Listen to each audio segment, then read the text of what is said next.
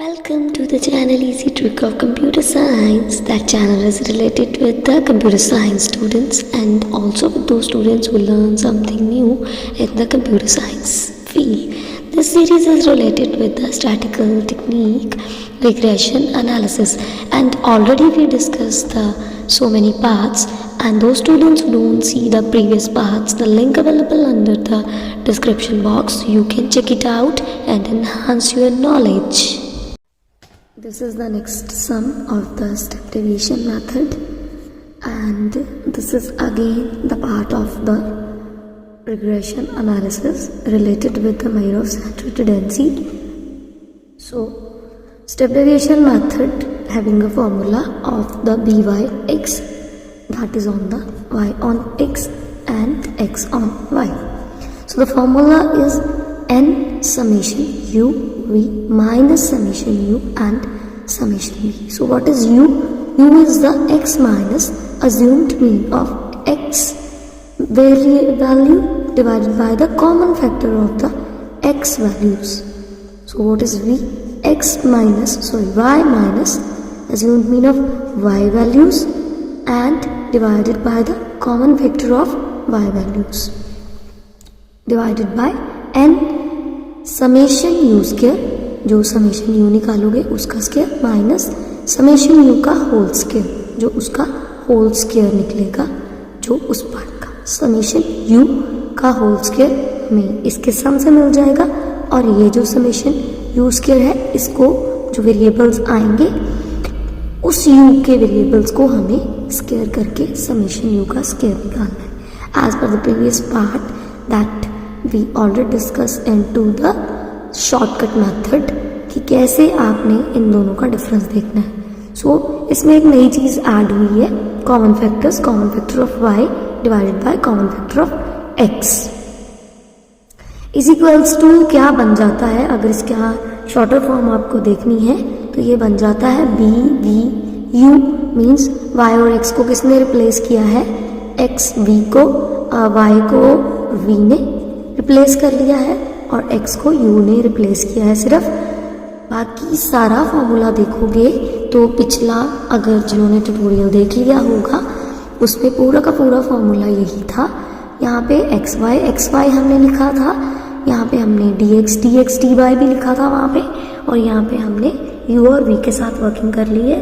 कोई ज़्यादा toughest part नहीं है ये वाला भी, इसलिए जिन्होंने भी पिछला पार्ट अच्छे से नहीं किया काइंडली कर लीजिएगा। और एक सिर्फ एक कॉमन फैक्टर ऐड हुआ है, सो इसलिए शॉर्टर फॉर्म हम ये भी लिख सकते हैं कि ये multiply by B V U करके इसका कोफिशिएंट बी निकाला जा सकता है। ये पार्ट निकाल के बाद ही कोफिशिएंट निकल सकता है ना।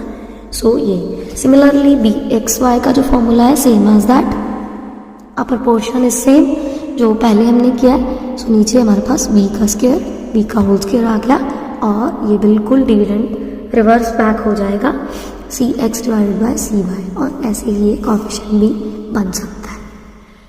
सो हमारे पास जो इक्वेशन है, x की वैल्यूज है ये वाली और y की वैल्यूज है ये वाली। सबसे पहले जब हमने u निकालना है, u हमने अभी देखा है x minus assumed mean of x divided by common factor of x।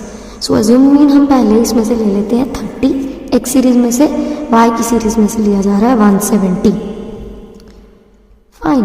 और उसके बाद हमने कॉमन फैक्टर देखना है। इस सीरीज को देखोगे तो there is no common factor, 15 27 27 30 34 कोई डिफरेंस भी नहीं है, आपस में मिलता जुलता, और कोई ऐसा कॉमन फैक्टर भी नहीं है। So 1 is the major common factor जो हमने यहाँ पे लिया है। और इसमें अगर देखोगे तो 10 कॉमन फैक्टर सब में दिख रहा है, इसलिए यहाँ पे 10 कॉमन फैक्टर लेके इसको निकाला गया। थोड़ा सा कैलकुलेशन का ध्यान रखिएगा। x minus assumed means 15 minus 30 divided by 1, again 1 ही था तो माइनस 15 आ गया। यहाँ पे 27 माइनस 30 डिवाइडेड बाय 1, ऐसे x के हर पार्ट को लेके डिवाइडेड बाय कॉमन फैक्टर करके ये वैल्यूज निकलनी है, और ये y के पार्ट्स को लेके माइनस करके 170 में से डिवाइडेड बाय कॉमन फैक्टर करके हमारे पास ये वैल्यूज जो हैं वो निकलेंगी। और इसका साथ साथ नहीं समेशन भी आप कर सकते हो, क्योंकि समेशन आगे जाके हमें चाहिए। इसका समेशन आ रहा है 7 और इसका 0। And as per the formula हमें चाहिए अब u का स्क्वायर, क्योंकि फॉर्मूला में समेशन u स्क्वायर है और यहाँ पे आपको बोला गया है ऑब्टेन द रिग्रेशन इक्वेशंस, मतलब दोनों y ऑन एक्स भी और x ऑन y भी दोनों ही निकालनी है। सो फॉर्मूला के अकॉर्डिंग टू अगर हम सेकेंड फार्मूला देखते हैं तो हमें v स्क्वायर भी मिलेगा।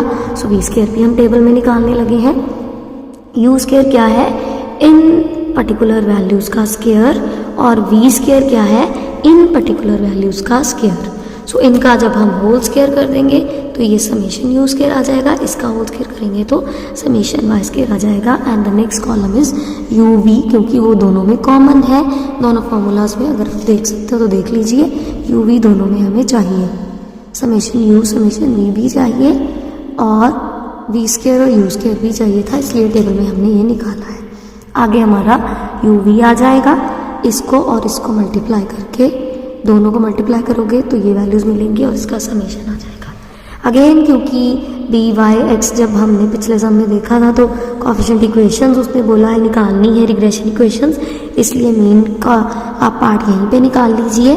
समेशन x है हमारे पास 217 और नंबर ऑफ टर्म्स है 7, 31 ये निकल आएगा और ये है 1210 एंड डिवाइडेड बाय 7 172.8 हमारे पास ये निकल आया।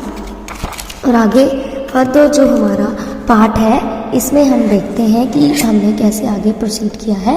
आगे प्रोसीडिंग के लिए है regression coefficient of y on x सबसे पहले। सबसे पहले हम फॉर्मूला y ऑन x का लिखेंगे, n summation u v minus summation u into summation v divided by n summation u square minus u का होल स्क्वायर। इसमें जो अभी हमने टेबल में वैल्यूज़ निकाली हैं उसको आप पुट ऑन करके जब कैलकुलेट करोगे तो 4.3 आंसर आपको मिलेगा।